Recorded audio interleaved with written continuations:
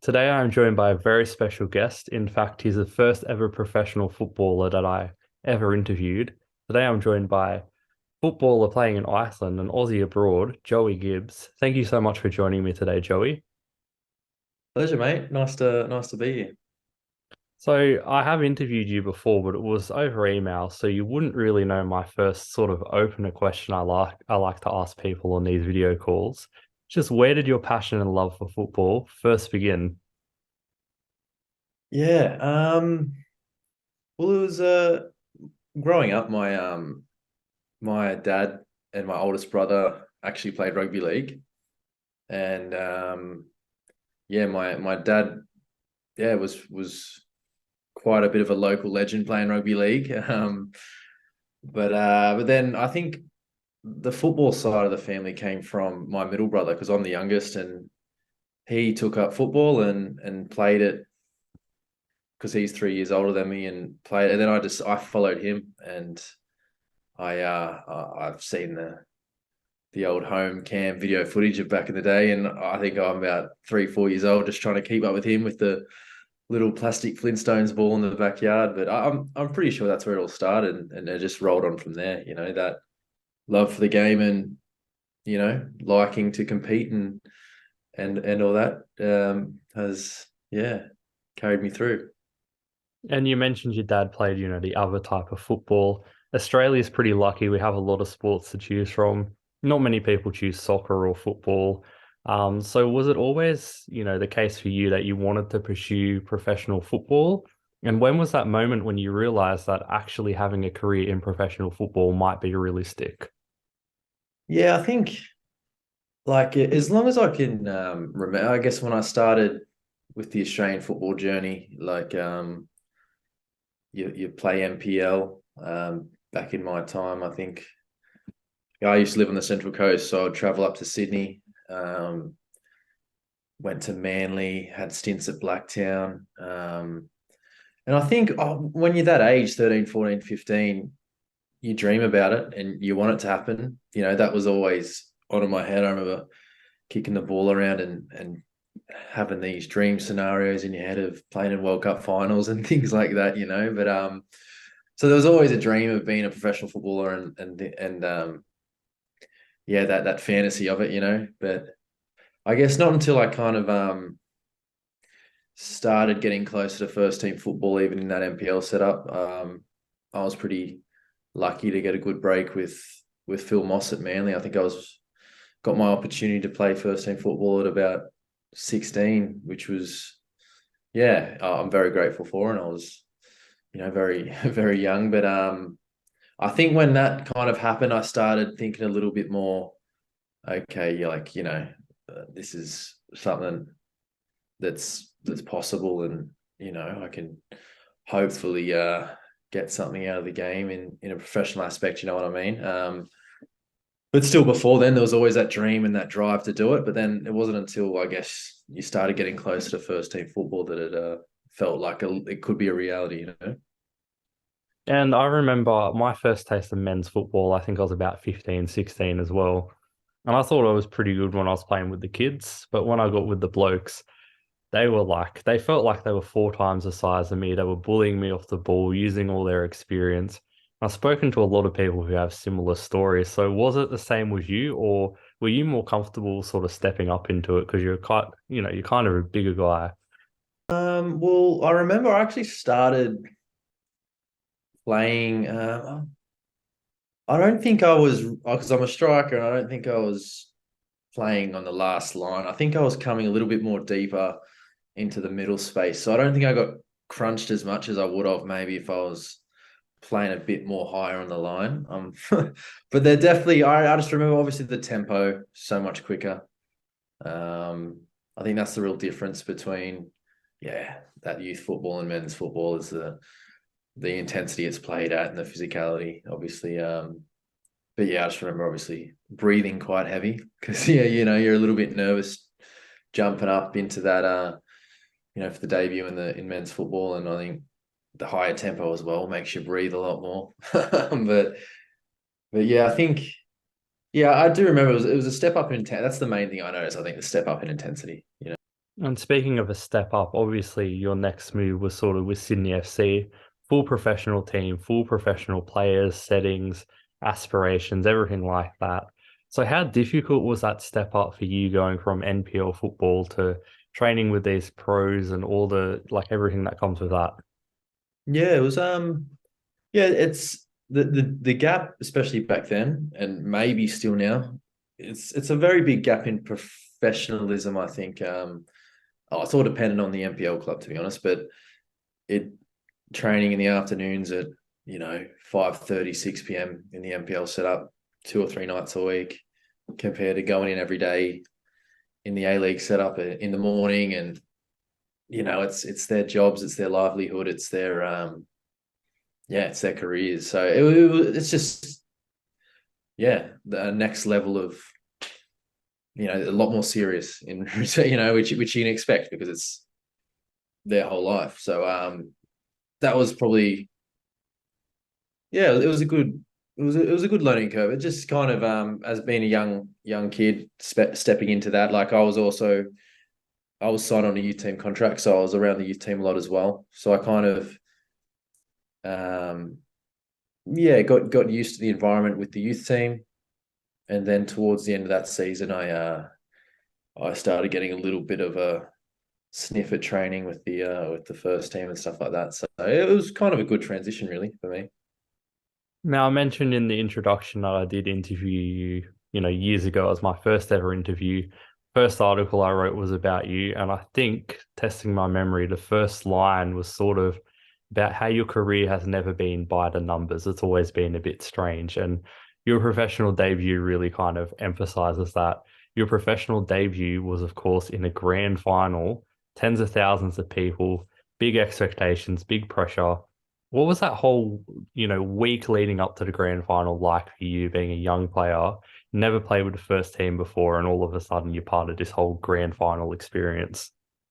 Yeah, well, yeah, it's a great memory actually when I look back on it because it was also very unexpected because I started that season with I had bilateral stress fractures, so both legs are in moon boots. So I was in a wheelchair for 6 7 weeks, and that first, so that season of that A League final. But yeah, obviously I started playing again eventually, and played a few youth team games, and then all of a sudden, I guess obviously the men's team were going through the finals period, and I think I remember the squad at that time. There was some big players in that squad. I think there was like John Aloisi, there was Steve Corica. I think Broski was there. Oh, Simon Colosimo, things like that. I think maybe Tony Popovic as well. If I remember, I'll have to remember again. But I just remember it was a team full of international footballers, and I remember being called into training. I think it was with the coach was what's his name again? I should probably know, Bit of but Slavovich. Levitchka, Vislav Levitchka, yeah. And I remember getting called into training. I think it was around when it was like semi-finals, quarterfinals time, and I got called into training. And I remember the night before, because I was living on the Central Coast, I travelled down on the train with my brother and mate to watch the game because I was obviously in the youth team. I had free tickets, so took them along and watched it. Then got home at like 11, 12 p.m. at night. Then I got the text on the way home saying that I need to be at training the next day. So, so that was around the semi-final period. And I just remember I'm not 100% sure on who they played, but I just remember there was strikers and attacking players who got injured or suspended. I think Steve Corica, John Aloisi,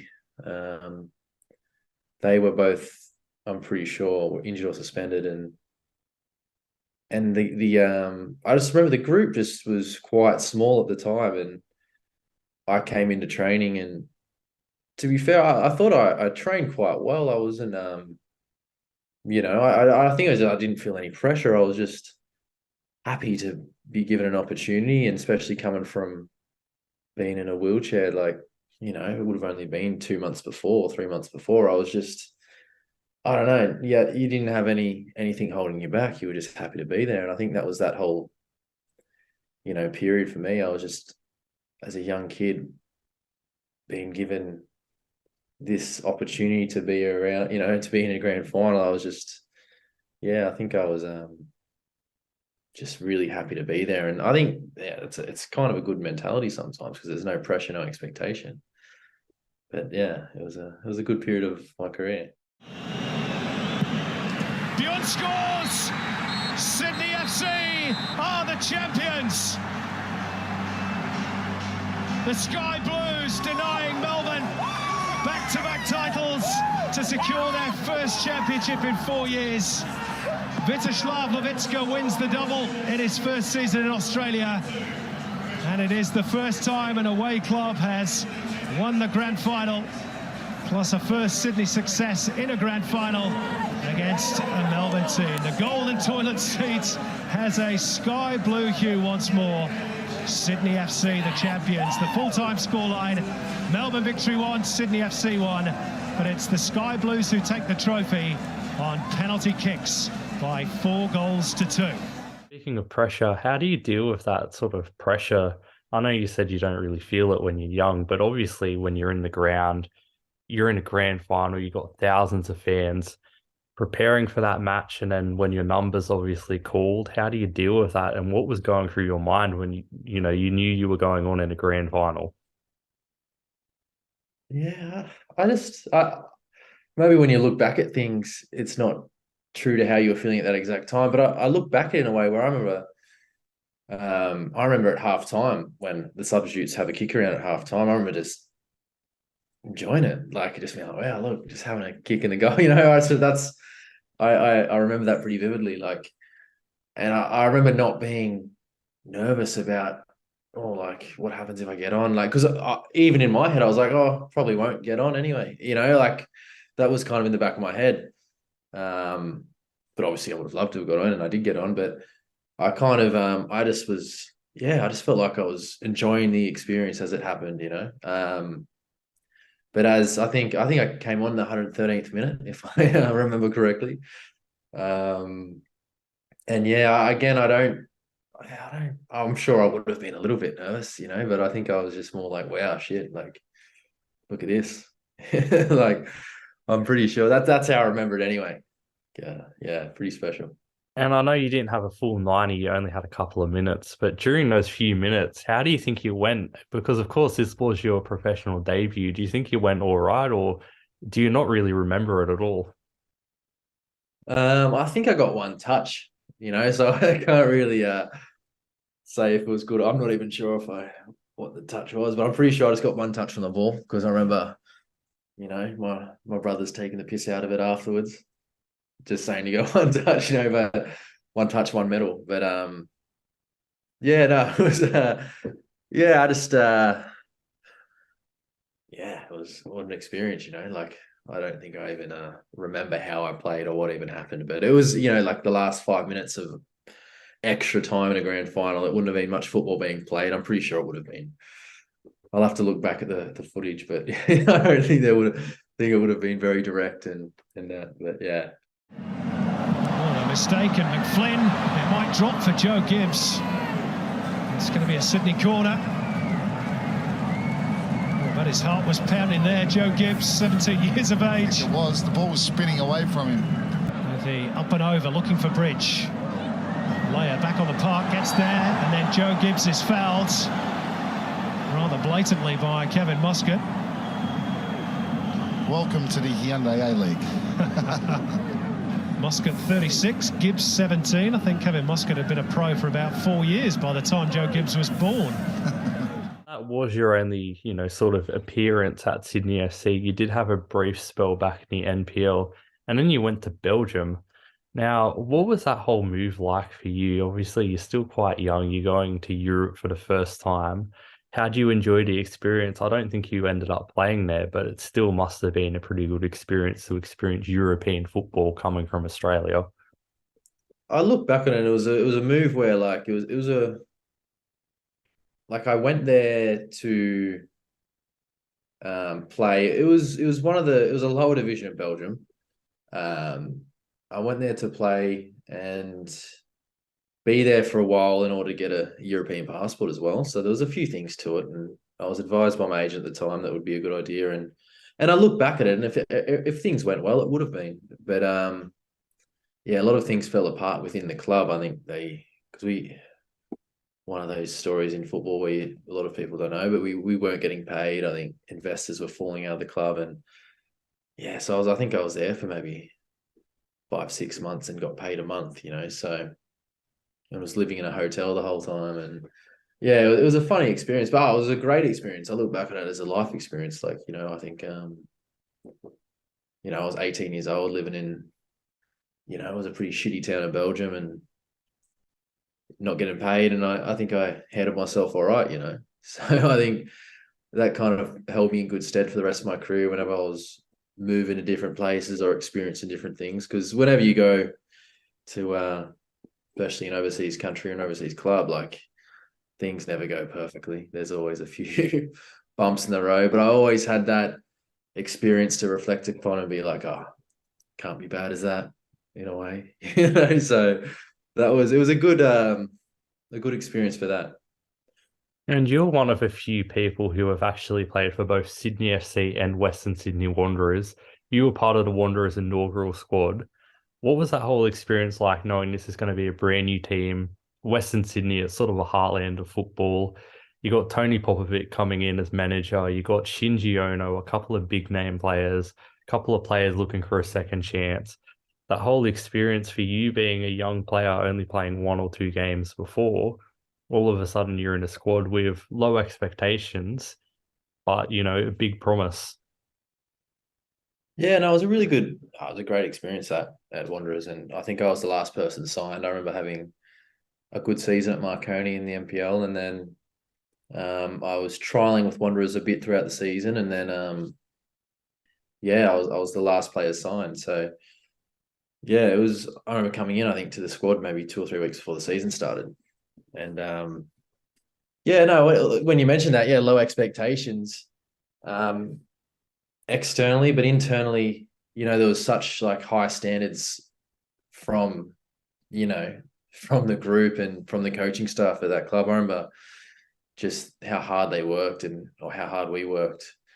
There was some of the intensity and like effort put in the sessions, and the quality as well was something I'd never experienced before. So it was, and it's still, like, maybe it's just, again, looking back on things, but it's still up there as one of the times in my career where I've like, gee, like, this is hard work, this is high intensity, this is really pushing yourself to the limit. So I think, that was a testament to the culture, especially in that first year. And because I was only there for that first year, but it seemed like it was there for the second and third year as well. Obviously they won the ACL and stuff like that. Like, but yeah, it was, the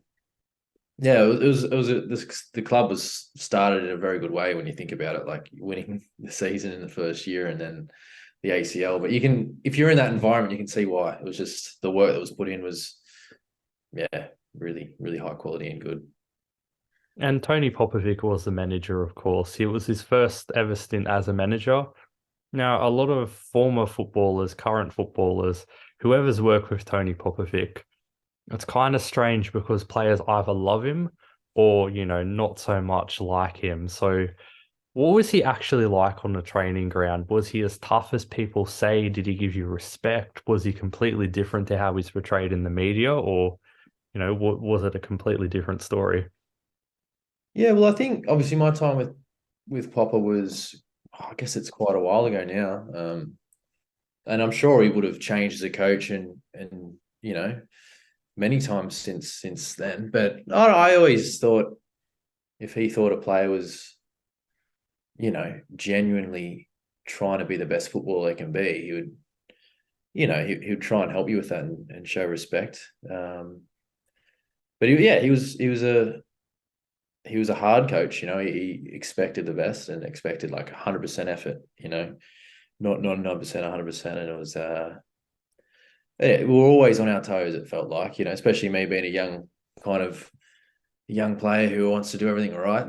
kind of how I felt like back then. And so I was always on my toes, like, am I doing this right? Not doing that right? But I think I learned from that experience as well. Like, yeah, it's great to always want to do things right, but you got to be that balance too. You got to kind of maybe have that time to relax in a way to not relax your standards, but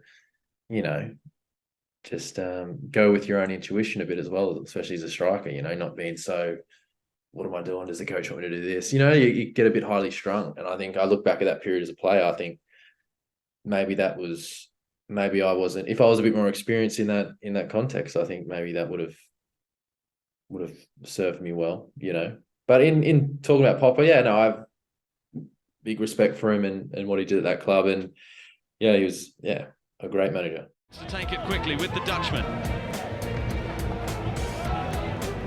Moy. Good ball in for Ono. Little touch for Hersey. Ono wants it back. The flag has stayed down this time. And the Wanderers are in front. Joe Gibbs with his first A-League goal. And the influence of the foreigners. Collins, Hersey and Shinji Ono involved. Aaron Moy as well. It's a lovely team goal. 15 minutes gone, the Wanderers lead 1-0. Brilliant play. And I guess out of all the marquees, we've been waiting for Shinji Ono to show a little bit more. He certainly did here, and he has done in this opening period. One of the things I really remember about that first Western Sydney Wanderers season, as I said, people kind of weren't really expecting them to do much, but the team kept winning, the fans kept packing out the stadium, they were singing, marching down the street. It felt like any time a team went to, old Wonderland, Pertex Stadium in Parramatta, it felt like it was kind of like not just the 12th man, but the 13th, the 14th with that RBB. So for you guys being the playing group, did you kind of experience it the same way when you were playing and you had the RBB right behind you? Did you feel that extra support kind of helped you guys across the line, or was it kind of just one of those things where it was the playing group and stuff and the RBB helped a little bit? I think I look back on that year and it was like there's some great crowds in the A-League then. I remember one game being at Central Coast Stadium, and I think it was like towards the end of the season, we were fighting for the title, and I just remember it being a packed out Central Coast Stadium. And it was, I think RBB was all on one side and pretty much most of the stadium, and there was a little bit of yellow because the Mariners fan base wasn't as big. But yeah, I think I remember playing at Wonderland with the RBB and like a Parramatta stadium which was full. It was an amazing experience. It especially when things are going well, which they were a lot of the time there with us, like when the crowd's cheering you on and building that momentum behind you, like it is a massive energy source for the group. It really is. Like, and a lot of people say it's the 12th man, and I guess it kind of is in a way, like, because there's also the other aspect of it when you see when teams can't win at home because the fans are on the players' backs, and there's that added pressure of playing in front of your fans, like. And there's that negative feeling at your ground. And that's happened to me before, even here. I've felt, like, I don't really like playing at home because, it's not the same attendance level. But even when there is less fans, you kind of feel that negativity even more sometimes because you can nearly hear it, like. But when there is that positive vibe and there's that energy in the crowd, like I think it was a pretty special year at Wonderland that year. I think it was 2 or 3 years it would have been like that. Then things changed, unfortunately. But I think it was just a great period for the A-League, especially like the energy that whole Western Sydney Wanderers brought in that year, like was great for the league. You could tell, you could see it and feel it. So, And your next move was in the A-League with the Jets. Unfortunately, it didn't really work out. You weren't really given too much of an opportunity. Why do you think things didn't really work out for you and the Jets? Because at the Wanderers, I know you weren't a starter, but you were still playing pretty regularly. You were playing good football. You were part of this good group. And at the Jets, you only played 4 times. You weren't really given the chance to kind of show what you had, and then all of a sudden you're gone. Yeah, it was a frustrating year at the Jets. I remember that. Like, I think I reckon that whole first year, if I look back on it, I think that's what sometimes my problem is with 1 year contracts. So I don't think I fully settled in that first year, and maybe the second year would have been different, Like I think, and it's if I remember that year that the strikers we had at that club were either doing really well or were quite established footballers. Like I think I remember Heskey was there, obviously. Adam Taggart was, I think, top goal scorer that year. And we're playing, I'm not sure, we're playing 4-4-2 sometimes. I think sometimes 4-3-3. So, and then I remember we had, I think Michael Bridges on the bench. Bridgie. So, ex-Premier League player. Joel Griffiths came in, another very established player. I just remember thinking, I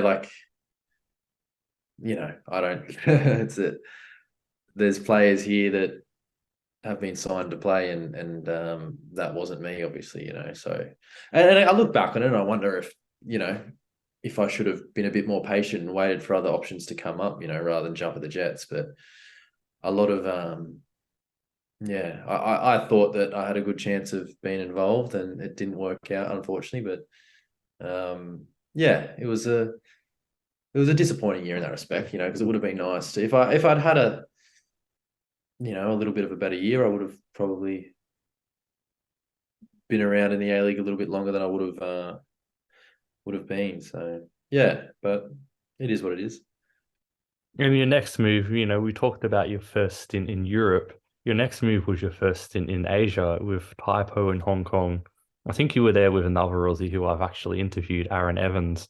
So what was it like being in Asian football? I know there's a lot of different leagues, a lot of different cultures.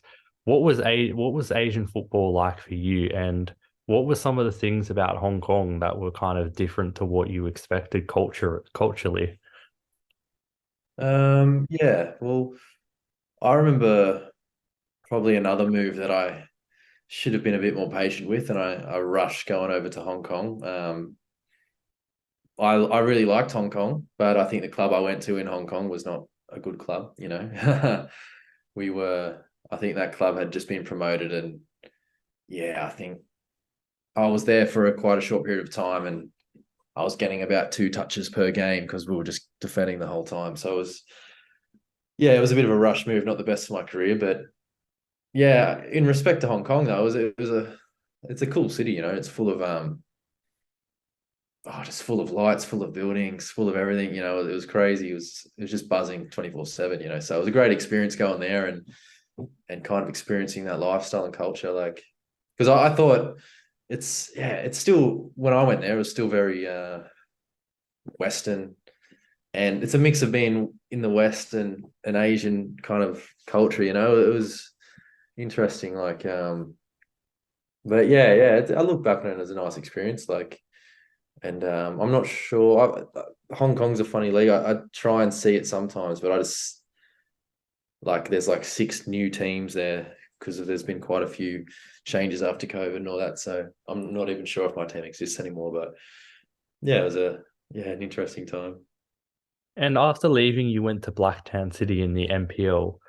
Were you tempted to try and find another club and stay in Asia, or was that experience, you said it wasn't the best time with the best club. Did that experience put you off going to Asia for a little bit and made you want to just go back to Australia, even if it was playing NPL football?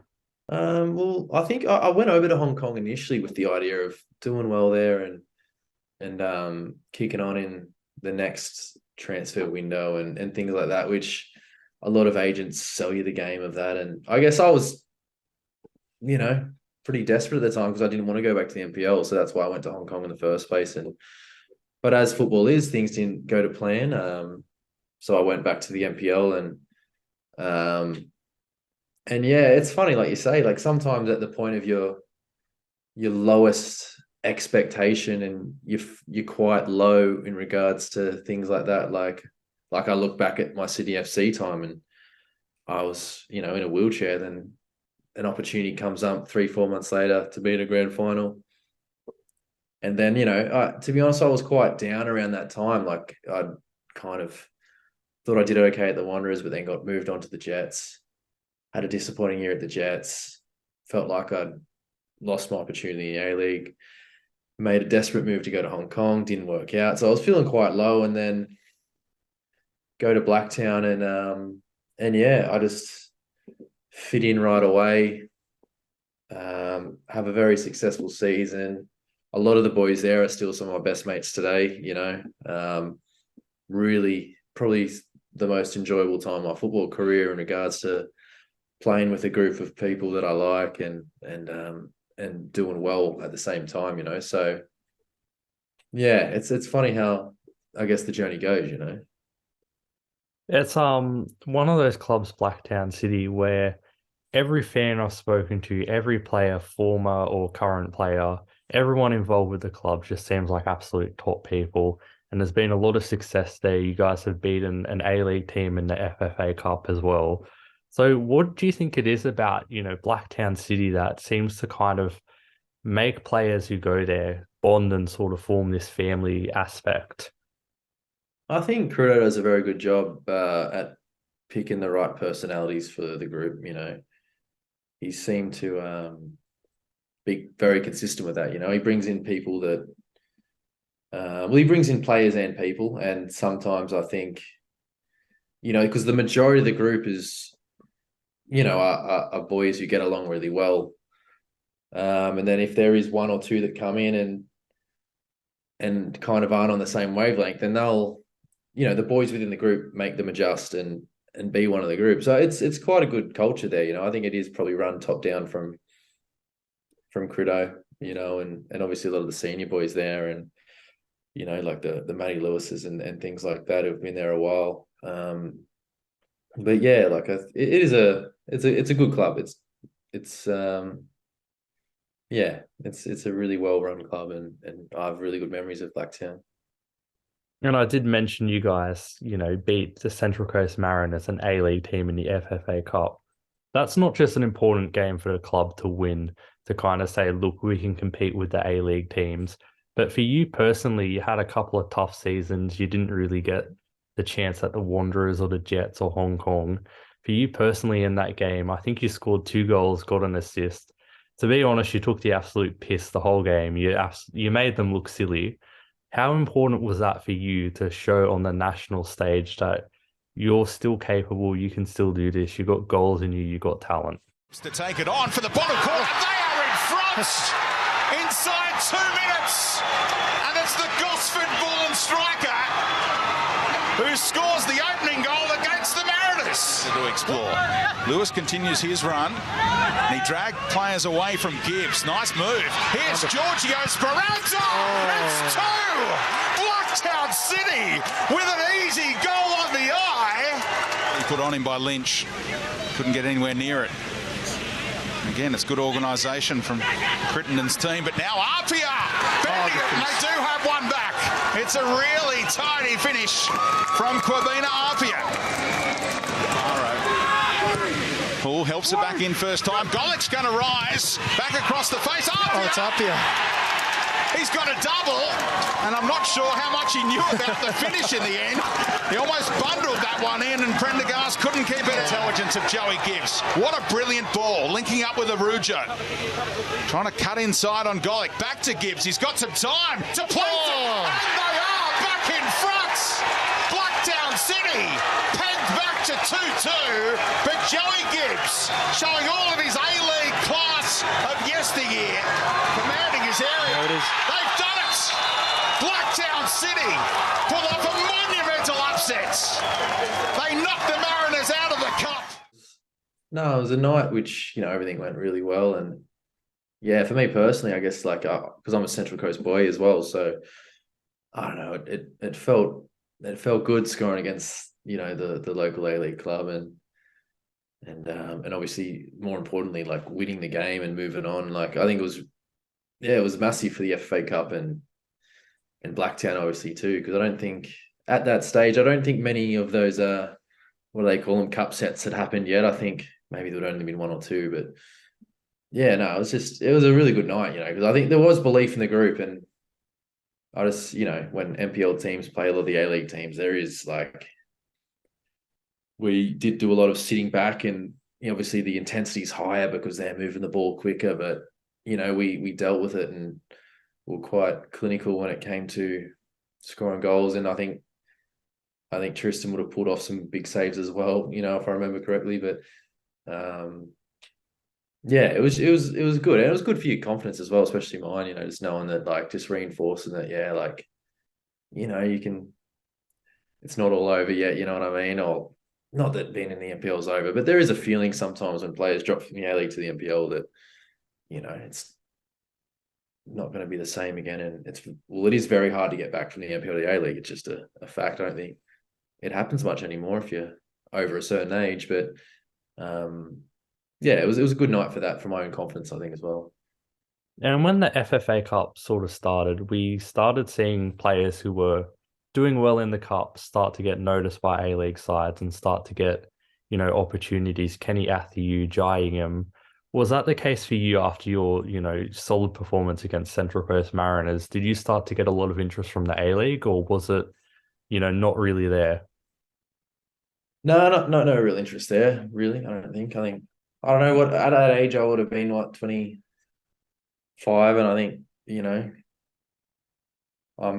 by Australian football standards, you passed it then, aren't you? It seems so, especially being if you've had a chance in the A-League and then gone back to the NPL and you do well, I think a lot of the club's preferences now are to develop, or if you're going to have second, third strikers, they're going to be young boys. I think that's mostly the systems they run now, it seems, or the preferences, which is, it's fair enough. I can understand why they want to, because, they can sell those players on and things like that. So, but I think, there was no interest at all, really. That was, the truth, the fact. So after your exceptional form at Blacktown City, where you were pretty much scoring a goal every other game, you made another move to Europe. This time wasn't Belgium, this time was Iceland. How did that move come about? Yeah, it was, but I just remember after, I think I was at Blacktown for 5 years, and, I loved it there, and, but I think it just came a time where I was getting a bit, I felt like, I wanted to give it another go, and I wanted to put myself out of the comfort zone a little bit more, but then an opportunity came up. I had an agent at the time who spoke to, he was putting, obviously, my CV out, and and then Iceland came up. So there was a connection there somewhere, but it definitely wasn't expected. I had no idea about Icelandic football at all. Except I remember them doing quite well at the Euros a few years before that, or a year or so before that. So I remember, hearing a few little things about it, but I just remember, it felt like a place which would be interesting to be around, and the football would be, I wasn't sure what the level would be like, but I didn't think it would be, really bad. I didn't think it would be a high level either, but I just thought, why not, why not give it a go and see what happens. And you said you knew a little bit about Icelandic football. I think we all learned a little bit after 2016 Euros, where they did really well. But about the country of Iceland, what did you actually know about it? And when you got there, was anything different to what you expected? Different culturally, different food, different, experience and views? Or was it pretty much what you expected and what you had in mind? Oh, I had no idea what to expect. I didn't even know what the capital was. I remember because I signed for, it's funny, well, not funny, but just shows that I had no idea what was going on. But I remember I signed for Keflavik, which is the airport town, and that's about 40 minutes from Reykjavik. And for some reason, I thought I'd be living in, I thought Keflavik was a suburb of Reykjavik, I don't know. I thought because, the airport would be in the capital city. But it's totally different towns, obviously, so I remember getting there and being like, well, this is pretty small.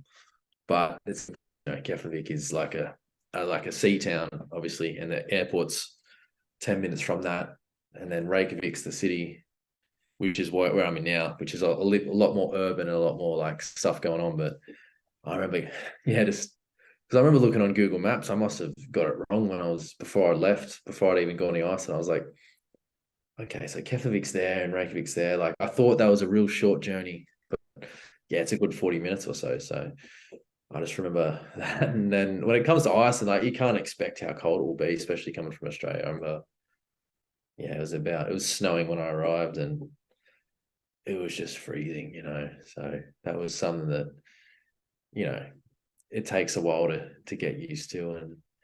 And I guess the year I arrived as well was the whole COVID lockdown situation. So that obviously made it a little bit different and tough. But yeah, it's a nice country. It's so many things to it, which, you know, you have to drive around quite a bit. But I've obviously been here 3 or 4 years now, so I've had the opportunity to do that. And yeah, it's a beautiful country. And I'm just going to make a little assumption here that Blacktown and Iceland are completely different. So when you first were sort of settling into the country and, for example, you wanted to go try some local foods and stuff, what was all that experience like? And was there anything that you tried and you thought, you know, this isn't bad? Or was there anything that you tried and just did it for the experience and would never ever touch it again? If so, what was it? Yeah, well, we would eat at this restaurant. A lot of the foreign players would eat it. Yeah, this little like Icelandic restaurant for lunch. And yeah, the fish is beautiful here. Obviously, it's, you know, surrounded by water, and I think they do quite a bit of fishing. It's a big part of their economy and all that. And yeah, they have some really nice fish dishes, which was my go-to. But that I don't know, like all countries, I guess they have their weird little foods. I think it's like once every month or 2 weeks, they like have sheep's head on the menu, you know, like, and it's just like, it's like a kind of cafeteria, kind of like that is like the restaurant setup. And then every, you know, I think it was like once a month or a few weeks or on one of their special days, you just see this sheep's head looking at you. And never tried it, never really wanted to be honest. But that was one thing that was one thing that was looking me in the eyes every few weeks. Is a big sheep head. But yeah, no, the food, it's quite nice. Like, it's a lot of fish. The fish is good here. And you know, they got a meat soup and things like that. But yeah, stay away from the sheep's head. That's what that's what I did. On the pitch, you pretty much settled in straight away, even though I can't imagine you would have played in temperatures and environments like that before. You got Golden Boot your first season, you got promotion, and then all of a sudden you're playing in a top league in Europe.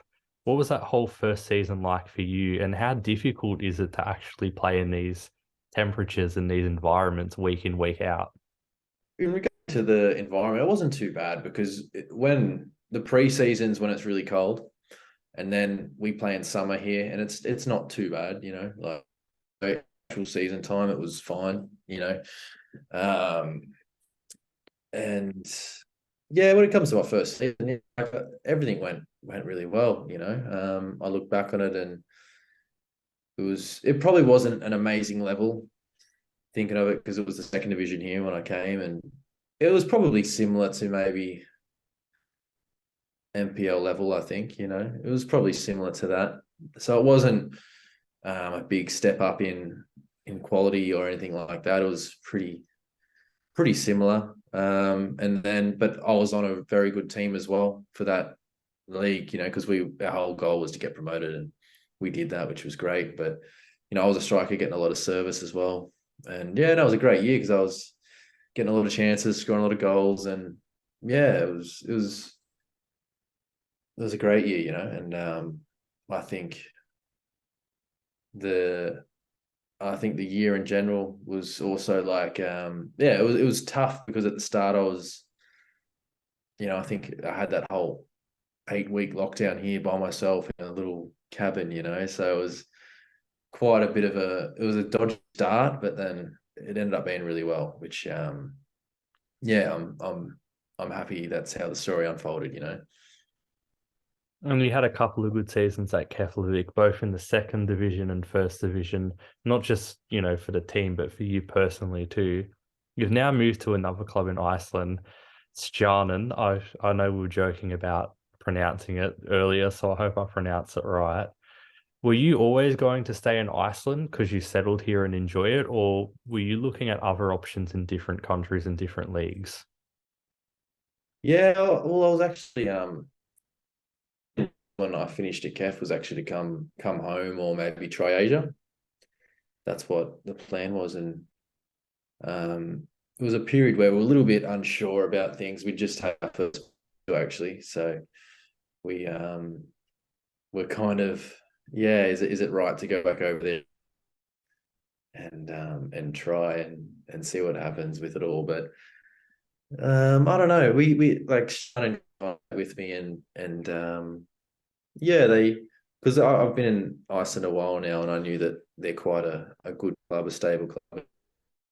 They're also a club that is ambitious. They want to get better to be in that top, that top 2 or 3 of the league as well. So the last year they finished around mid-table, and I think they're ambitious to get into that top, that top part of the league, the top first, second, third kind of spot. So I don't know, it was exciting in that respect, and it was when I spoke to the club, they were good, and it seemed like it might be a good option. So yeah, it actually, like you said, it wasn't expected. We kind of had packed up our stuff and were ready to come home and see what else is around, but we thought, yeah, we'll try one more year, and because I'm only on a 1-year contract because we're still a little bit we just want to see how it goes. We want to see how it goes, especially with the little man that we got now as well. So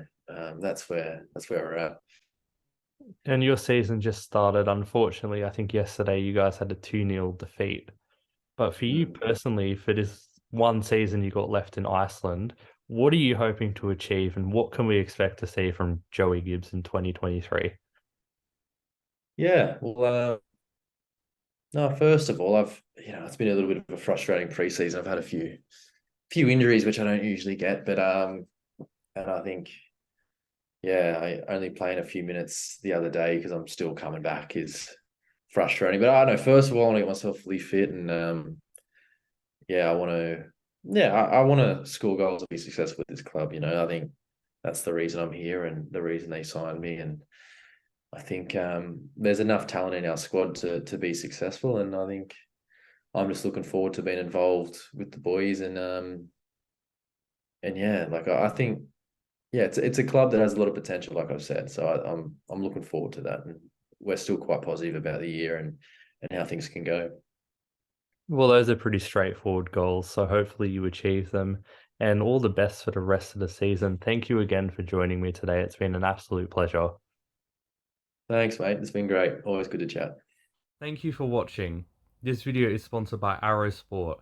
Go to the link in the description, and the friendly team at Arrow Sport will help you create your own football dream jersey.